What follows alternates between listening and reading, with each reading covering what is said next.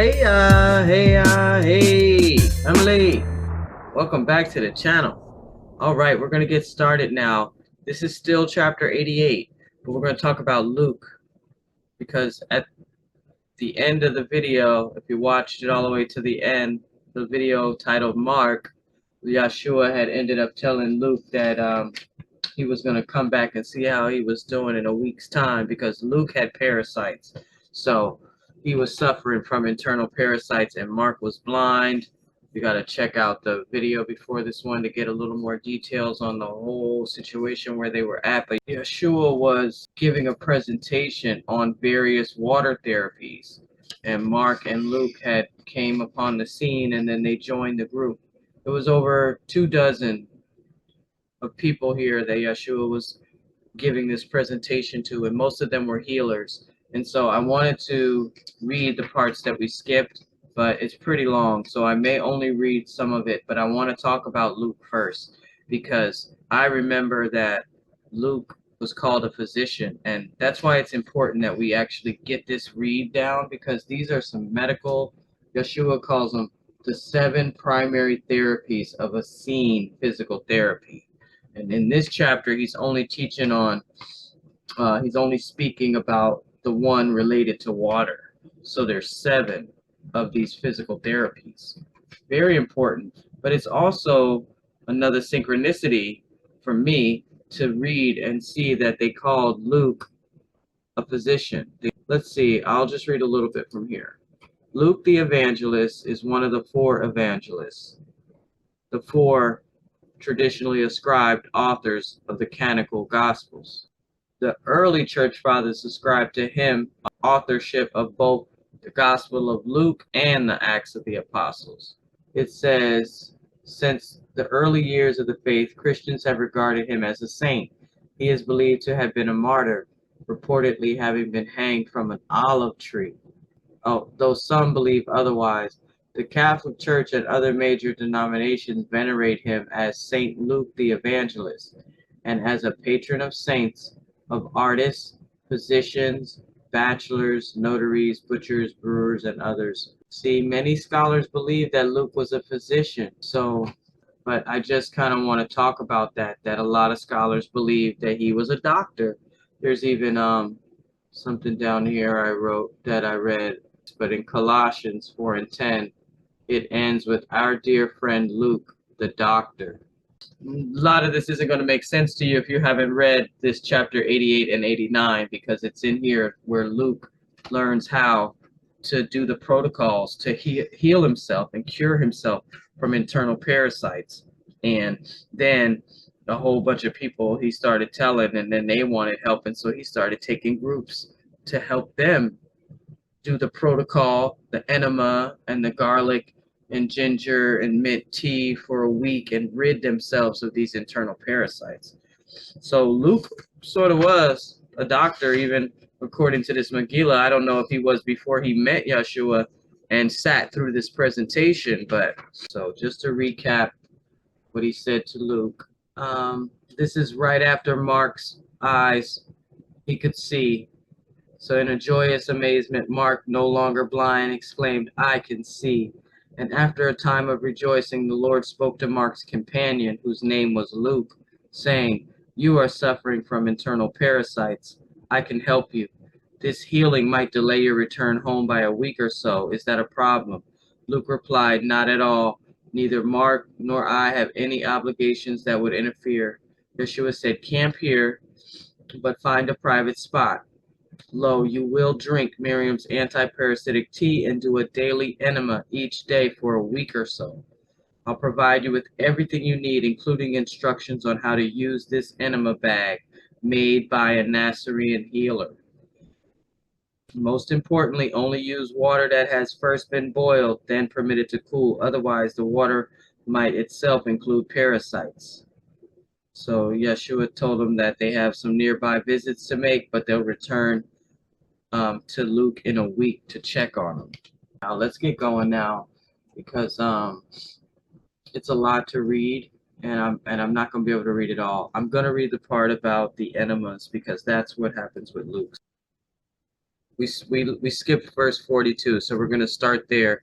This is Yahshua breaking down the 7 primary therapies of Essene physical therapy. I'll name them for you real quick. It says the 7 primary therapies are 1, dietary practices, 2, stretching and exercise, 3, internal and external water therapies, 4, mud, clay, and stone therapies, 5, sunlight therapies, 6, breathing exercises and air baths, and 7, fasting when appropriate. So in this talk, Yahshua says, I will list the main physical therapies, but will only be speaking about the one related to water. So he goes in, we're at verse 42, chapter 88. That's on page 950. In regards to number 1, internal use of water as a beverage, Yahshua said, to wisely use water as a beverage, be aware of and implement the following 3 principles. 1, reside for a long duration only where there is pristine source of drinking water readily available. When on the road, carry excellent drinking water with you. Number 2, never drink water that may have unseen parasites unless it has first been boiled. 3, pristine water such as from the initial head of a spring that is free of parasites can be further blessed by placing it in the sun so that it can be blessed by the rays of light. I call that water sun-kissed water. In regards to the internal use of water as an expectorant when ill, Yahshua said, I tell you truly, countless deaths the world over can be prevented by the awareness of and implementation of the following 3 principles related to the use of water as an expectorant. He says, do not suppress the cough. Due to the influence of certain Egyptian and Greek healers, bad coughs are lately being treated with herbal medicines designed to suppress the cough. He says because the cough is suppressed, which might seem like a good idea, especially if you're trying to sleep, the phlegm builds up in the lungs. And in severe illnesses, it can result in death. So the opposite therapy is typically the better choice. Loosen the phlegm with an expectorant and do not suppress the cough.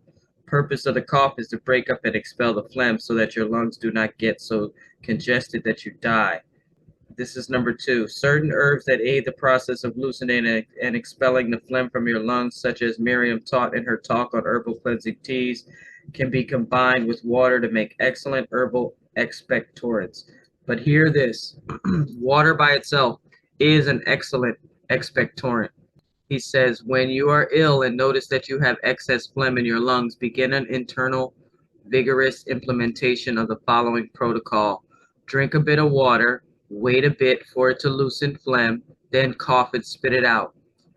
Repeat that several times until the full serving of water, which is a large cup or 2, has been consumed.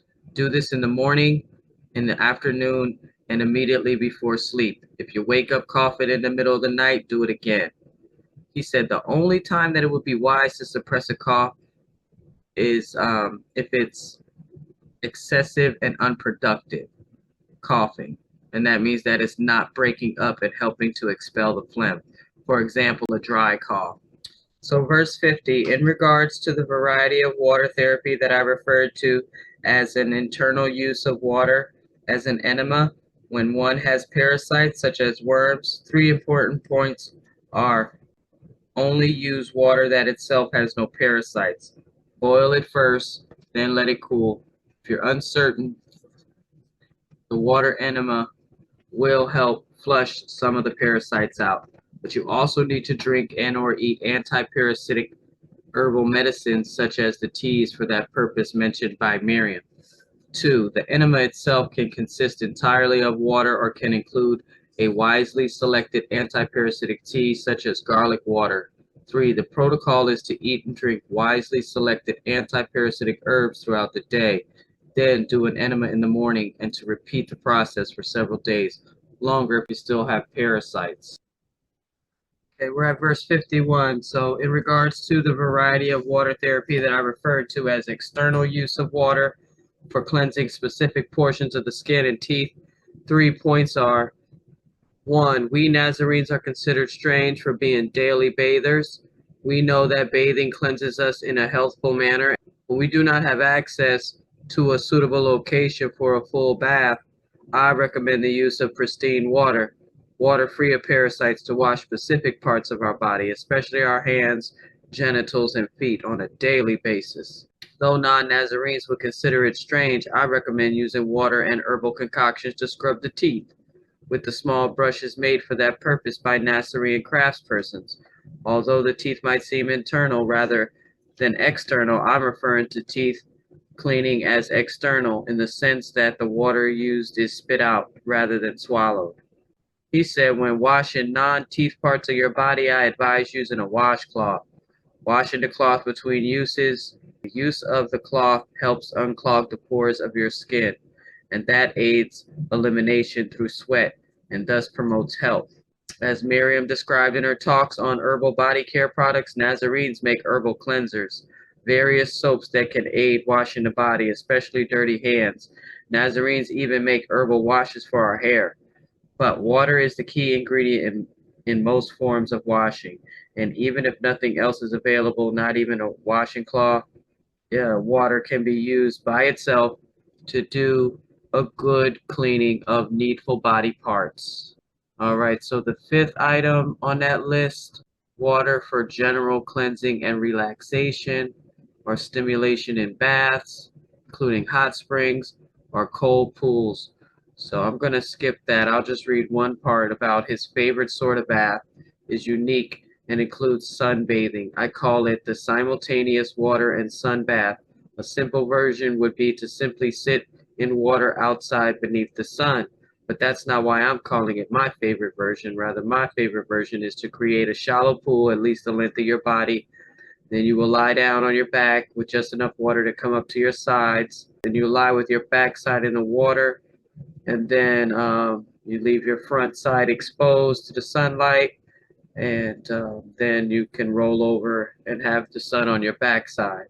The seventh one was the meditation and use of water in baptisms. And Yahshua just goes in and breaks down. He says, because water, number one, is associated with cleansing and purity, various spiritual traditions link it to initiation rituals such as baptism, where the idea of wiping the slate clean, the washing away of past negative karma, is being emphasized. For Nazarenes, it is also true that the root force of water is linked to the branch force of love, adding the additional symbol of being washed in love to the ritual. In the Essene Mystery School, like many other spiritual traditions, uses of water as well as various oils and other natural substances in a multitude of ways in various rituals, including more than one type of baptism ritual. I use what is at hand and freely adapt rituals as needed. It remains a fact that I use water more often in ritual than any other element. Okay, so that was the 7 breakdowns of the primary therapies. So there's a lot of information here. I don't have time to really read it all. I just advise you guys to read the whole thing, especially if you want to know what Mark and Luke heard. And then Yahshua goes into making this herbal concoction for Mark's eyes. He puts it on Mark's eyes, and then he reads the 7 precepts of illumination for the way of the tribe of healers. So exciting. There's no death of the soul is number 1. I read that already in the last video. It's here in the Megillah, and it's in the book called Matriarchs and Patriarchs. The last one is prayerful touch healing. That's in verse 71, where Yahshua says that it's deemed the royal or chief therapy, but it should be used in combination with all of them. It sounds like Reiki, right? The prayerful touch healing. But Yahshua says perform it in combination, not just touching people. When he got back to Luke, this is verse 114, same chapter 88. Luke is healed of the parasites. It says, as the Lord had promised Luke, after a week of nearby visits, we returned to the area of the hot spring. Mark still had his eyesight, and Luke also now was healed of parasites. Luke said to Yahshua, my stomach feels good for the first time in years. My other symptoms are gone. You have healed me. Yahshua replied, Miriam's anti-parasitic tea and the natural forces of Mother Nature have healed you.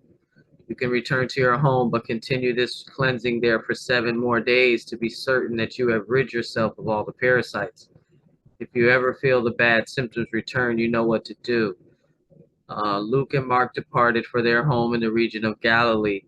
And the Lord and the Lady and we, their companions, visited Macheza for several more days and then began our own return trip to the region of Galilee. There, we soon discovered that Mark and Luke had already created quite a stir, spreading the word that Yahshua had restored Mark's eyesight.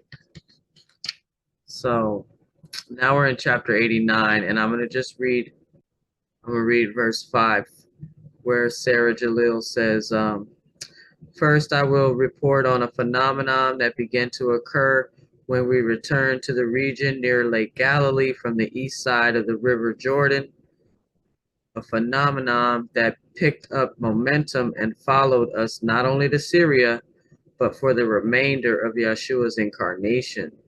I will call that phenomenon the public recognition of Yahshua as a miraculous healer.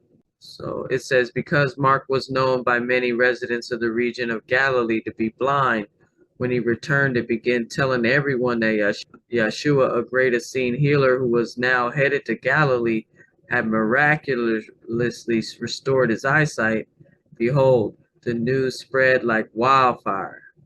And though the healing had included the cleaning of pus from the eyes and the clearing up of infection, as well as touch healing, as the story spread, it came to be said only that he healed Mark just by touching his eyes.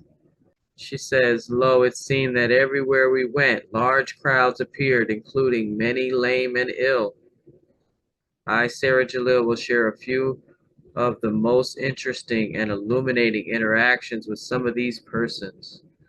So that's what's coming on the next video, guys. But I just wanted to finish up chapter 88. And I did skip some. I got to do the Silent Lion one day. Just a lot of reading. So, okay, guys, stay tuned. I'm going to be back with part 3, Leaders of the Nasarean Christianity. We just read about Luke and Mark being healed. Stay tuned.